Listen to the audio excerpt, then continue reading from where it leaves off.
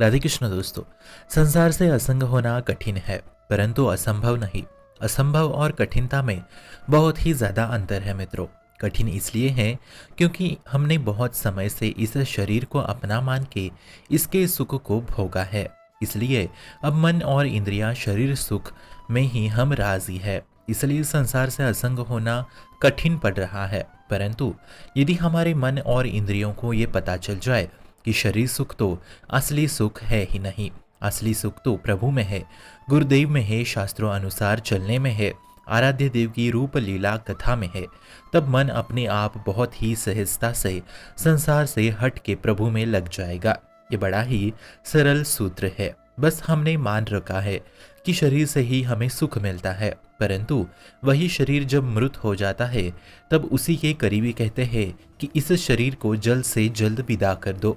तो सही में वो उस शरीर से नहीं बल्कि शरीर के भोगों से प्यार कर रहा था। ये सब शरीर भाव के अज्ञान के कारण होता है। तो संसार से असंग करना कठिन है ही नहीं। जब हमने जाना कि संसार का सुख मेरे हित के लिए है ही नहीं, तब हमारा मन वहां से अपने आप दूर होता चला जाएगा। और जब हमें ये पता चलेगा कि परम सुख तो प्रभु में है, तब मन अपने आप प्रभु की भक्ति में लग जाएगा।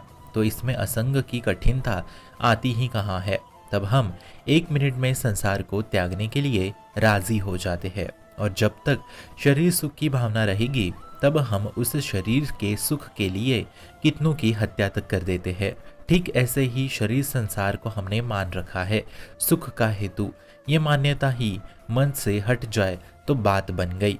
अज्ञानति विरांधन छे ज्ञानान्यन सलाधरहा जग शुरून मिलीन तमये तस्मै श्री गुरुए नमः। ऐसे सद्गुरु भगवान को जब हम प्रणाम करते हैं, तब उनकी कृपा से वो ज्ञान मिलता है, जिससे झूठी मानी हुई महत्ता सुख बुद्धि हट जाती है और सहज में ठाकुर से प्यार हो जाता है। बड़े बड़े महापुरुषों के चरित्र से इस बात का ज्ञान हो जाता है। उनमें से कई ऐसे मिलते हैं कि कोई स्त्री आसक्त थे, कोई पुत्र आसक्त थे, कितने शरीर अभिमानी थे, परंतु जब उन्हें असली सुख का आभास हुआ तब वो बड़े महापुरुष तक बन गए।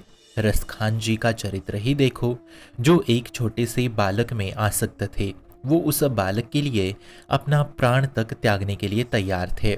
और संतों की ऐसी कृपा हुई उन पे, तो कालांतर में इतने बड़े महापुरुष बन गए। वो केवल आसक्ति का परिवर्तन हो गया। आसक्ति जब संसार में होती है तब लगता है उसके बिना जी नहीं सकते, परंतु वही आसक्ति जब प्रभु में लग जाए तब भी लगता है जी नहीं सकते। पर तब वो महापुरुष बन गया, क्योंकि तब वो प्रभु के अलावा किसी और के साथ जी नहीं सकते। और वो अधम पुरुष हो गया जो संसार के बिना जी नहीं सकता। इसलिए सत्संग और प्रभु की कृपा से आसक्ति का परिवर्तन हो सकता है। यह असंभव नहीं है, परंतु कठिन जरूर है।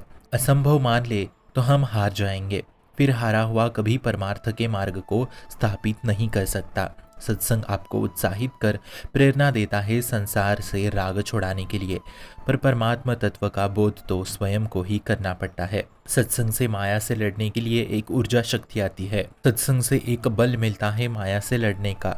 फिर धीरे धीरे हमारी बुद्धि इतनी बलवान होगी कि एक दिन माया को परास्त होना ही पड़ेगा। इसलिए ऐसी धारणा कभी ना करें कि माया पे विजय पाना असंभव है, पर कठिन है। ये तो स्वयं भगवान कहते हैं कि माया पे विजय पाना कठिन है, परंतु मेरी आराधना से उस पे भी तुझे विजय प्राप्त हो सकता है। इसलिए सत्संग अवश्य सुने और निरंतर राधा नाम में लीन रहे। शुभम भवतु कल्याणमोस्तु।